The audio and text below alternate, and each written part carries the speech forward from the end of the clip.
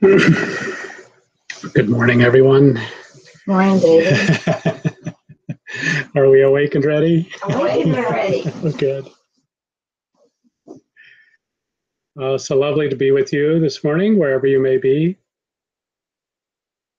As we take this time to focus exclusively upon our divine connection and feeling there the upliftment, the bliss, the joy, the insights that come from realizing God.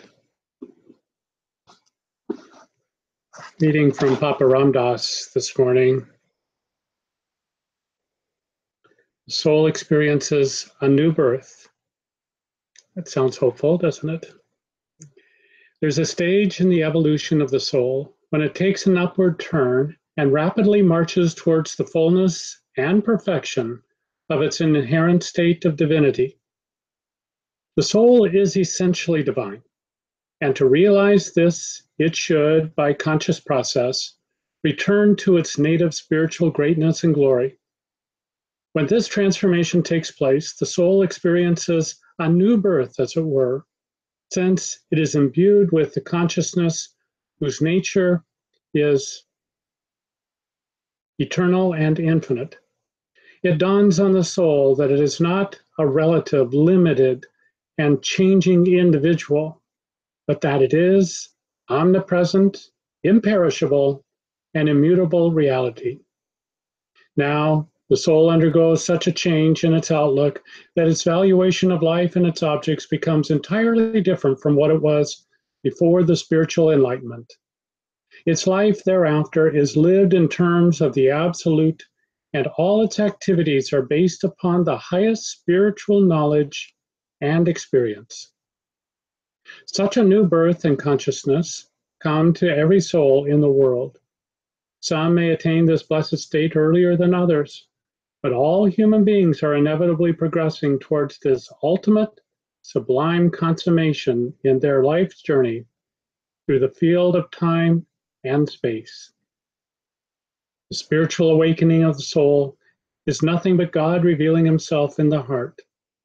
It is his omnipotent will prevailing over his lower nature, behind the mask of which the supreme grandeur of the divine is hidden.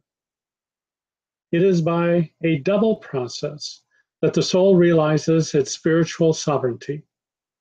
God assertion from within, and the vehicle submission to him from without. The dominance of the former brings about the complete surrender of the physical, mental, and vital aspects. It is like a brilliant light newly lit within a perforated screen, permeating its radiance to spread out in all directions, converting even the screen itself into a mass of splendor. The great ones, who have reached the summit of divine illumination and knowledge, can alone lead and guide the souls who are struggling on the path. It is by their power and grace that the aspiring soul is gifted with strength, courage, and determination to boldly face all trials and surmount all obstacles on its way to the supreme goal. They inspire by contact, by teaching, and by their power. They are like the gardeners who tenderly watch, nourish, and take care in every way of the growing plant and see that it fulfills its existence by bearing beautiful flower and delicious fruit. So, to quicken the soul with the longing for the divine and to cause it to evolve steadily until it realizes the fullness of its spiritual glory, the goodwill and blessings of a saint are absolutely necessary. The soul caught in the toils of its lower nature hungers for true freedom and happiness. This quest can easily and in the shortest time possible be fulfilled when it draws light, inspiration, and grace from a saint. Truly, saints are saviors. They are the storehouses of spiritual wealth, and they freely give it to those who ask them. To serve them is to have the right and the power to enter into the realm of immortality. All those who keenly desire for the spiritual unfoldment of their lives and the achievement of true happiness and peace in all meekness approach saints and get illumined in their elevated and transmuting presence. Now, the new birth, the new life, and the new consciousness will come to you as God's spontaneous gift, and your life will be flooded with divinity inside and out. You are all the sacred and holy temples of God. May He manifest in you, and may you, by His benediction, become His incarnate images. What a beautiful description of a new life and a new birth.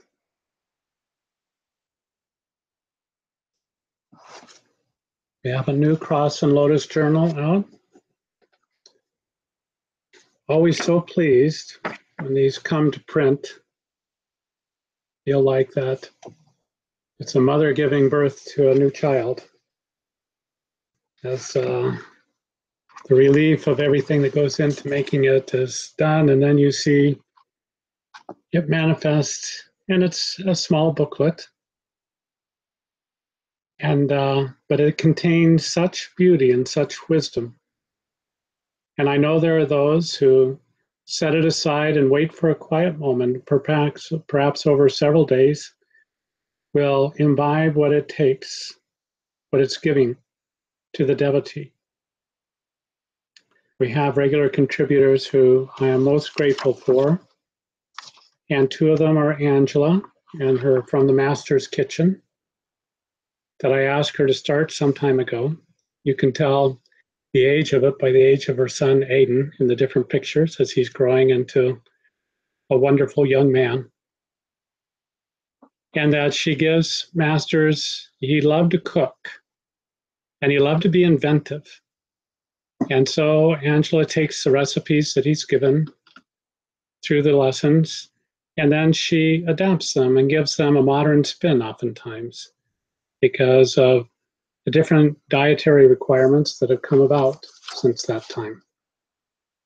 And also we have Brianna, and she gives the yoga and health with different postures. And when I first see the postures, I say, oh, that doesn't look so bad. And then I go to practice it, and I think, well, my body doesn't quite bend in the same way as hers does. But they're all beneficial, and I ask her to adapt them to somebody in a seated posture, thinking that people who are at work and would like to have a nice stretch, these things bring vitality, they bring balance to the energy system. And so they're wonderful to practice. So really think about these and try out Masters and Angela's recipes and try out the yoga postures and see how they benefit you.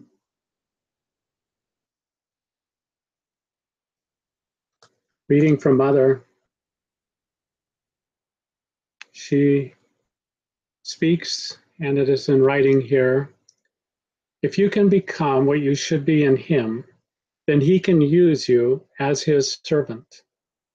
You are His beloved child, and the more you give of yourself, the more He demands of you. Until I wonder sometimes, when you're in a state of human consciousness, how you can possibly give one more thing. I think that he demands, I know that he demands this of me so much that if I had but one feeble flicker in this body, one feeble spark of intelligence, and somebody came to me and said, I need your help, they could have that spark. And I think many of you know this because I cannot say no. God absorbs me, he possesses me. I am filled with the power and the beauty and the bliss of his presence every moment. I live only to serve him. I adore him. I worship him. Every bit of my life, it is his. And I live a most enchanting life. Very difficult in the human sense. Make no mistake about that. And as I have said before, here are many who think how wonderful it must be to be a guru. Everybody comes and bows at your feet. Everybody comes and gives you love. They give you great gifts, all this. But also they give you resistance. They ask you for God realization and they resist your efforts to help them to do what they say they want every inch of the way. They try in no way to be the temples of truth, which you teach. They fall flat on their faces sometimes. But this is the way of life. It is the way even of the Savior, Jesus. When it says that Jesus fell, don't forget, he was born the Son of Man, even as you and I, in spite of what it speaks of the miracle of the birth. That miracle happened, but it happened within the man, Jesus.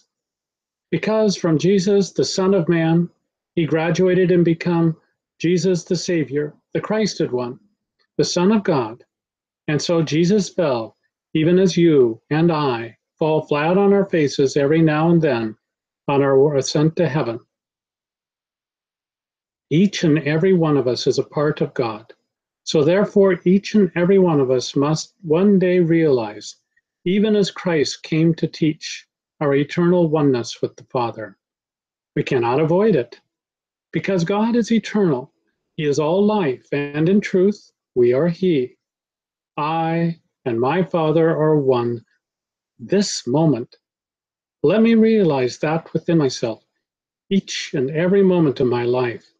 That is, it is He, it is He, it is He.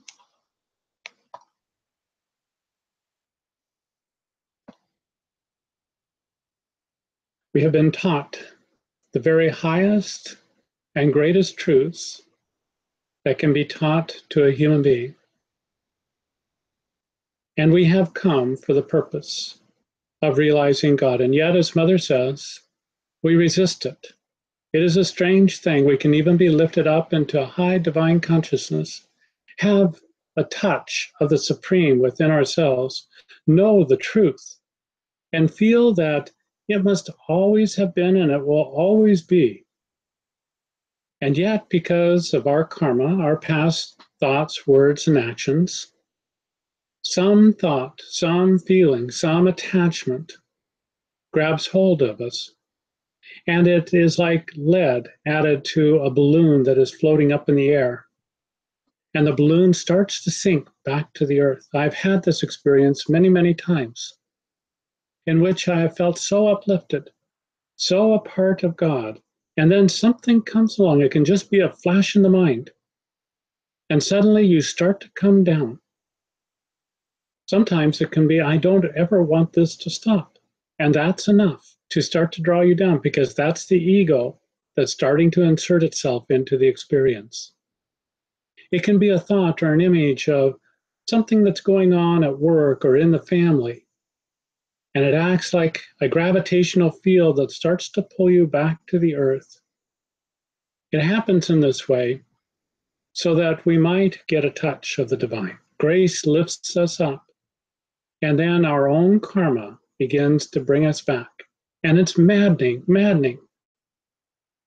But as you are in that state and you are losing touch with that divinity that felt so clear, so pristine just a moment before, and now is starting to fade from your consciousness, even while that happens, the determination that comes to your soul, the absolute desire to have only God and to have it as an uninterrupted state, comes so powerfully to you that that becomes a seed idea.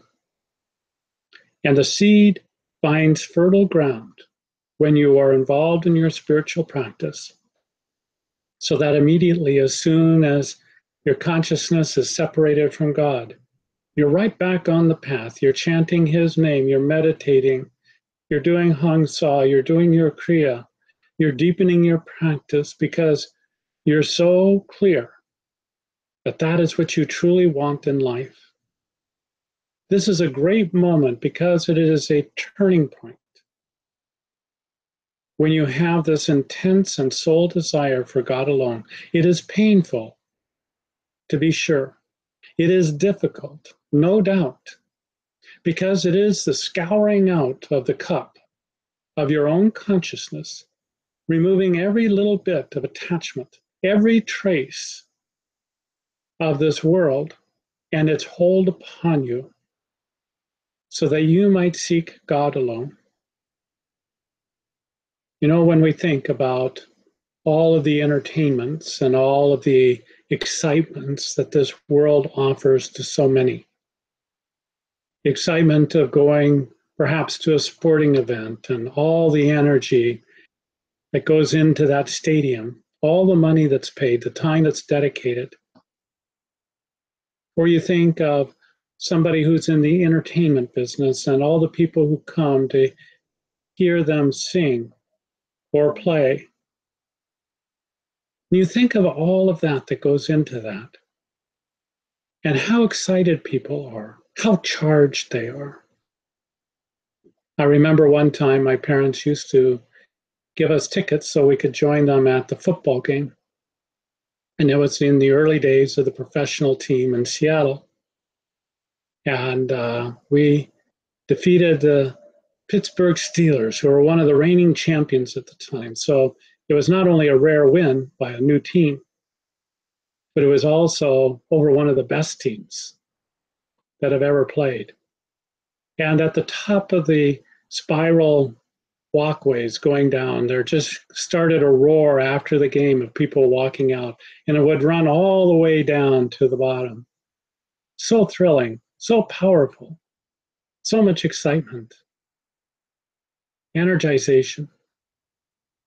And then we think of sitting on our little meditation asana. And we think, this is my time for God. This is my time to be with Him. I can set aside the things of the world. There need be nothing that distracts me in this moment. And can we bring that same level of excitement, that same level of enthusiasm for the divine goal as what people put into a sporting event or an entertainment or a political event? All the things that this world has to offer.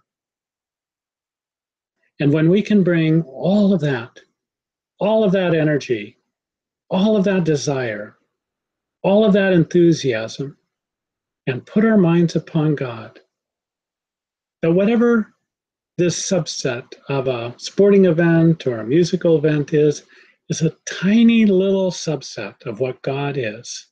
God is that and so much more because He created everything that is. So whatever particular interest that you have, make that enthusiasm for God. There was the young boy who was at the ashram, and he was trying to meditate as his guru had instructed him to. But they had a new bull who was out in the field there who was eating, and this boy had a fascination for this bull. He loved this bull, and he would go out and he would caress him and talk to him.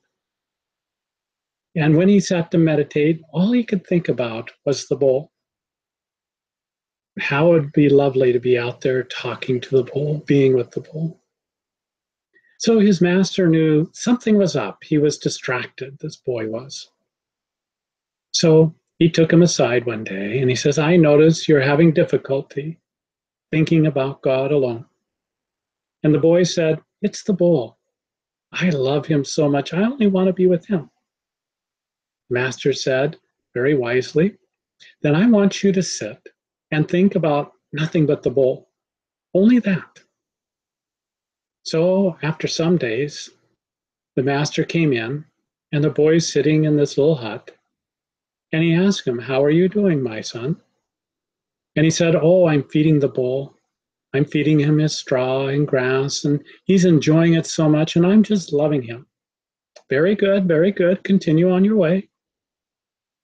Sometime later, the master came back in, and he said, "My son, how are you doing now?" "Oh, I've been riding on the bull, and I've been taking him out for walks, and we've been having such a grand time. I'm perfectly happy." Now, the bull wasn't in with him. He was just thinking about it. The master said, "Very good, very good. Continue on, my son." A few days later, he came in. He said, "My son," he said, "how are you doing now?" "Why are you calling me your son?" he says in a deep voice. "I am a bull, and I'm eating the grass and enjoying my time here." Master realized that his concentration had become so complete that he had merged himself into the idea of bull consciousness. He knew that he had achieved that singular state of mind. The boy was absolutely convinced that he was that bull. And so the master came over and touched him on the forehead and awakened him out of that dream and said, "My son, now you are ready to truly meditate because you know what it is to put your mind in such a singular state that you merge into and become one which you're focused upon." And it is to this degree that we must love God, that we must want to be in God's presence.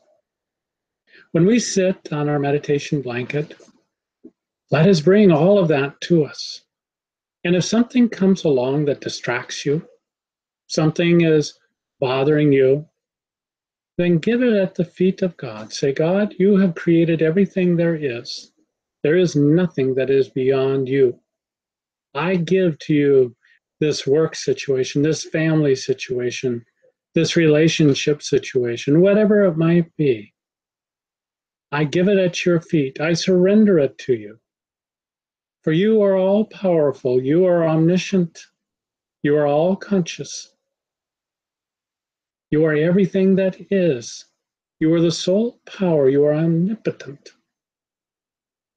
And therefore, I give it all to you." You see, and when you do that, you're taking the situation and you're merging it into God. You're making them one and the same thing. So you don't have to just simply fight the thought, but you're giving it to God. And in giving it to Him, you're merging that situation, yourself, and God all into one whole package. You see how perfect, how beautiful that is. So you don't have to fight those things that come up to you. Take them, if you like, put them into a package, wrap them up and put a nice bow on it, no matter how ugly it might be, and give it at the feet of God. "This is yours. I give it to you. Now, you take charge of my life." There was the manager of the estate, and the owner had left for some time, and the manager was in charge of a mansion and lands. He had servants, people who worked the land. He was de facto owner, only he didn't really own everything that he saw, but he started to feel that way because the owner had been gone for so long. And he started to become very arrogant over this. And he treated some of the people shabbily because he thought he was the boss. And people needed to do what he said, and every little whim was suddenly something else, somebody else's problem to solve. One day the owner came back, and he had made new plans for the estate, and it didn't include the manager. The manager had to pack up his meager belongings and was sent packing down the street.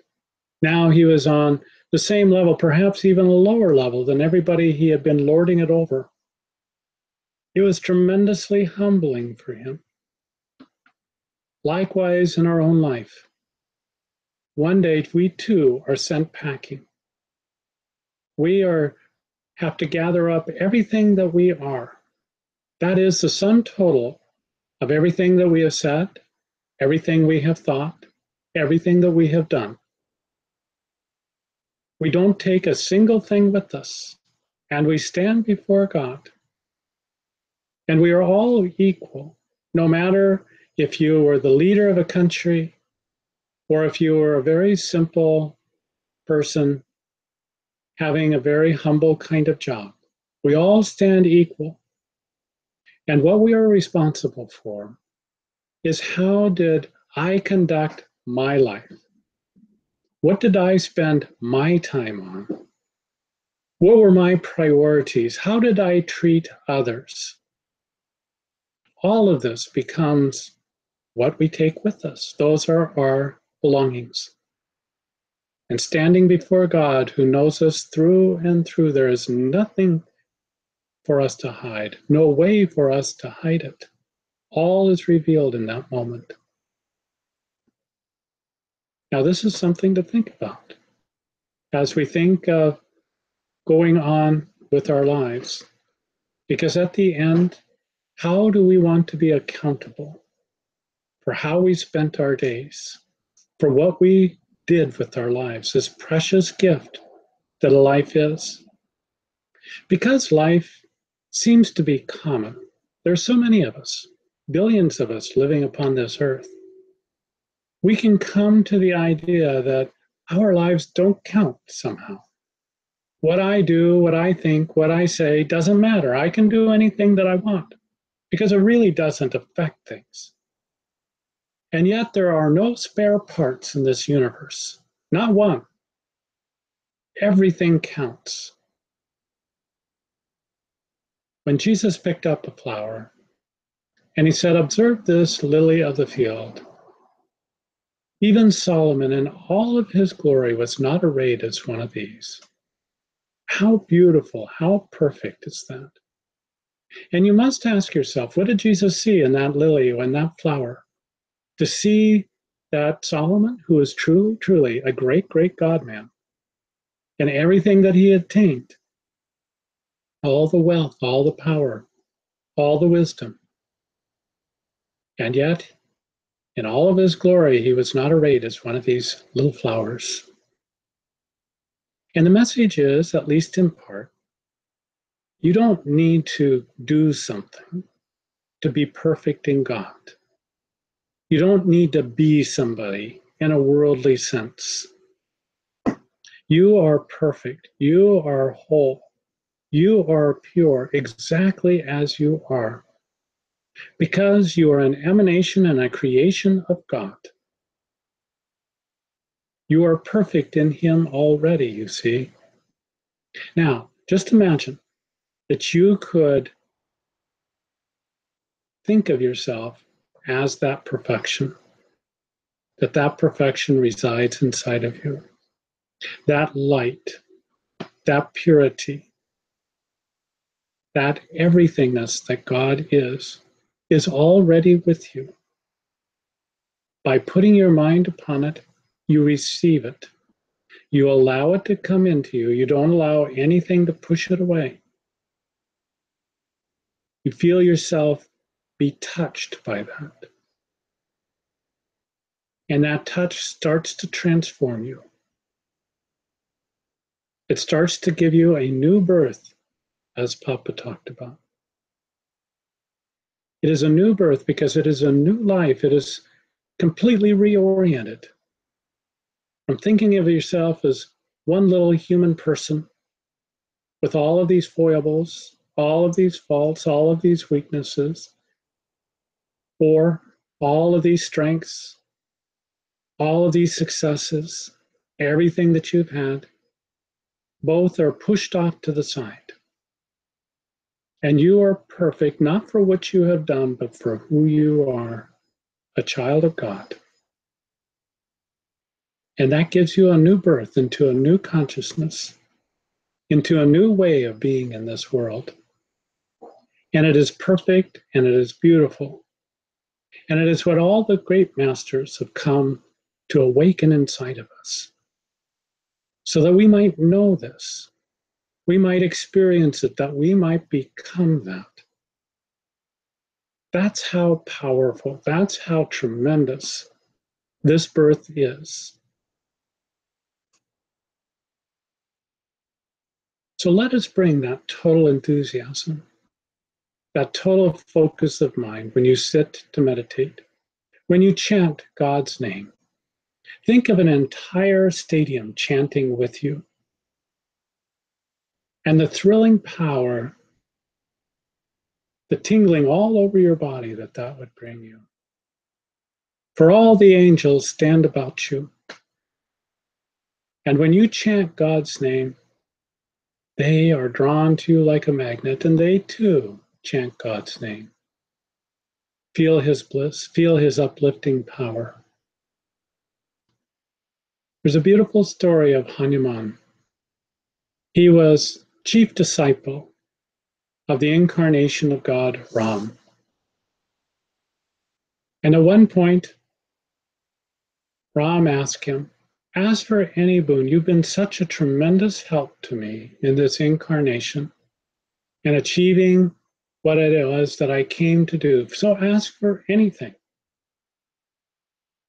And Hanuman asked, "I ask that I might never die, but that as long as your name is chanted, as long as your story is told, as long as your glories are exalted, I want to be there. I want to be drawn to devotees like a magnet and join them in their joy, in their bliss, in their immersion into you." And so it is said that he was given that benediction, and as a result of that, Ram's name is chanted wherever souls are uplifted in his bliss, in his joy. Now, Ram was a historical figure, even as Jesus was. But even as Jesus, Ram transcended the physical form. The physical form was just the outer expression of the universal light that took incarnation through that form. And so wherever God's glories are sang, wherever people are lifted up in bliss and joy and transformation, there Hanuman is. There the great ones are, because they too love nothing more than that transformation, that new birth when it comes. So you are never alone, you see. You truly are surrounded by many, many who are drawn to your bliss, to your joy, to your upliftment in God. You become a magnet for all the blessed beings, and they all join in with you. Whatever form of focus you have upon God, they join you in that, because all leads to one outcome, and that is the enlightenment that comes through your striving, through your intensity, through your enthusiasm, through your joy and your love. You become a magnet irresistible.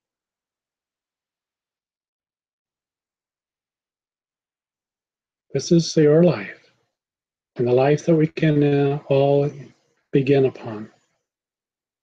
It is my deepest and dearest wish for you that we might all, in spirit, join as one. I do know what Mother refers to here in the terms of God's demands upon you. And it's an interesting thing. It's different, perhaps, than what I thought it might be when Mother was first talking to me about. And God expresses himself differently through every form. But he lifts me up, and he puts such power through this form. And I just tell God, this is just a little human body.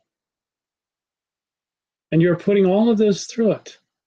Be mindful, because it feels like Ramakrishna talked about it this way. He said, it's like a large elephant in a hut. And the elephant starts to sway from left to right, and the whole hut is shaking This was he is describing when they asked him why he went through such terrifically, physically difficult things in his ascension up to God. And he said, it's like that. And when God's power flows through you, it's the most beautiful, most wonderful thing that you could imagine.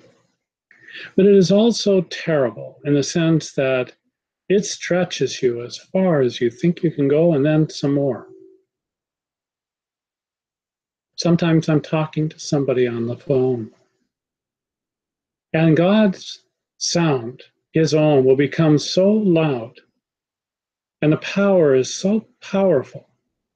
I just simply have to sign off. It's not possible to carry on in a human sense. Sometimes his bliss comes through like a tremendous windstorm.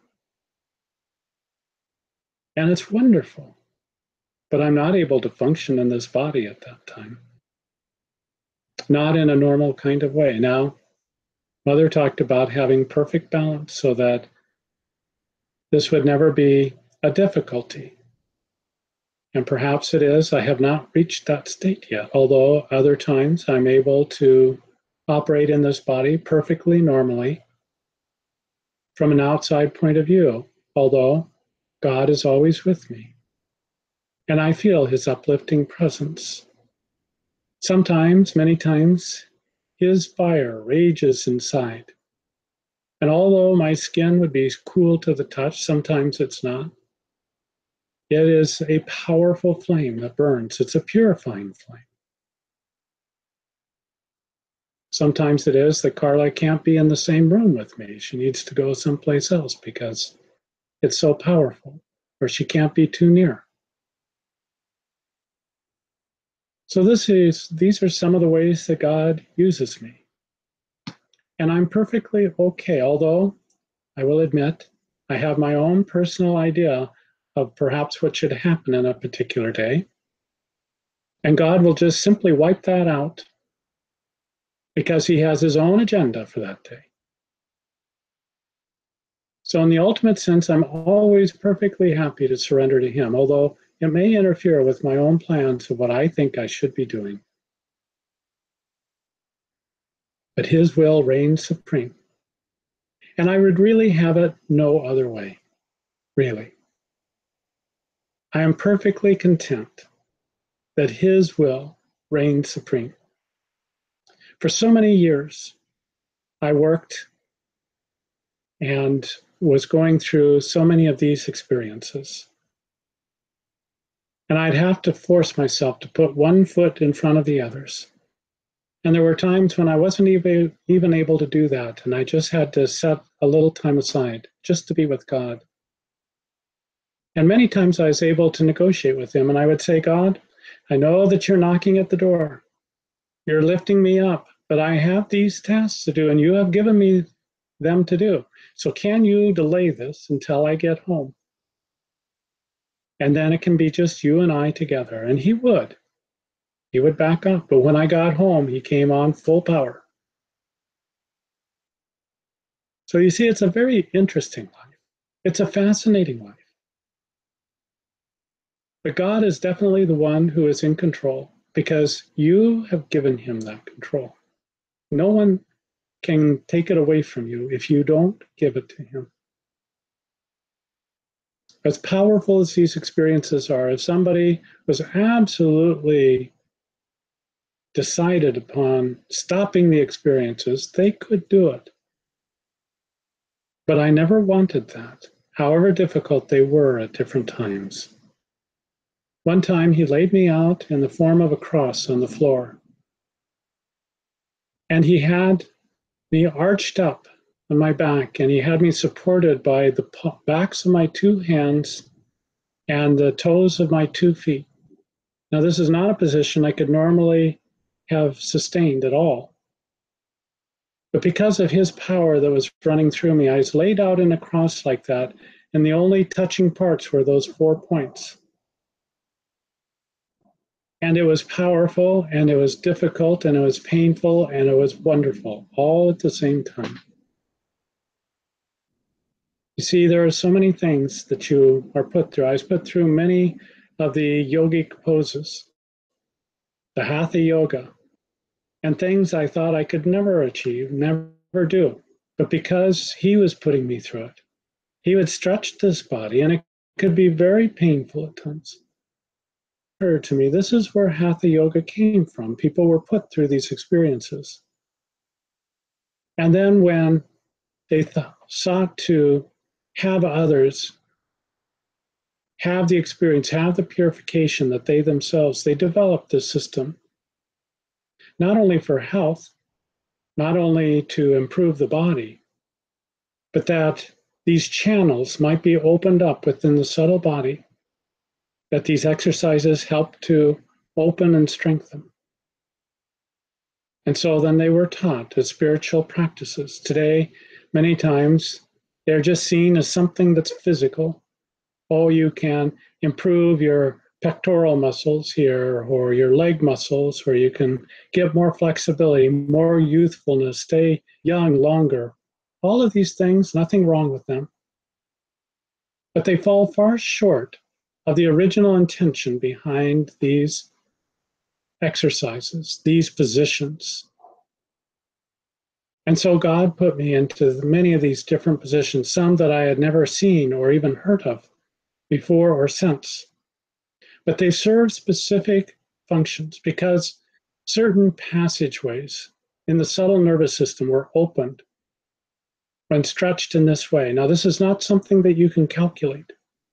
It's not something that you can just give to another person. It's something that you are taken through. And for each person, it is specifically for that individual, what they need. This transformation that goes on in the body is really something when you think about it. Because you have this physical body, and it needs to be prepared for this tremendous vital energy, this divine consciousness to come into it. And then you have subtle bodies. You have the astral body, your electrical body. And it has its own nervous system with tens of thousands of its own nerve pathways. And they too need to be prepared. They need to have that, or else if that high frequency energy were to enter into you, it would burn you up like a match. But not to be afraid. God will prepare you and make everything ready. And this is his promise to us. Our part is to follow him, to bring our complete and total enthusiasm to our practice, to put our minds upon him, to surrender to him, and he will do all the rest, which is almost everything.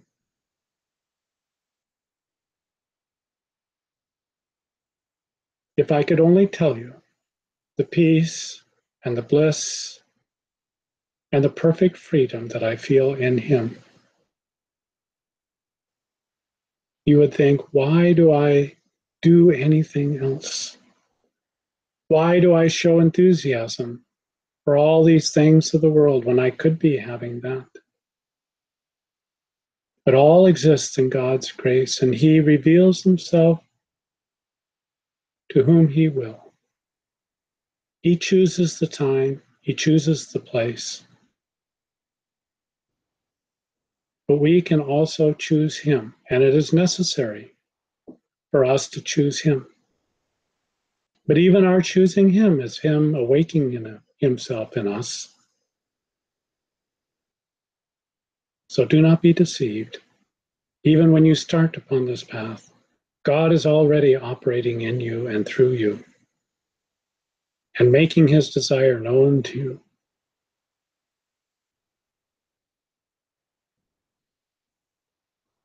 Let us chant God's name always. Om Shri Ram, Jai Ram, Jai Jai Ram. Let us go deeper into our meditational cave. Hong Sa.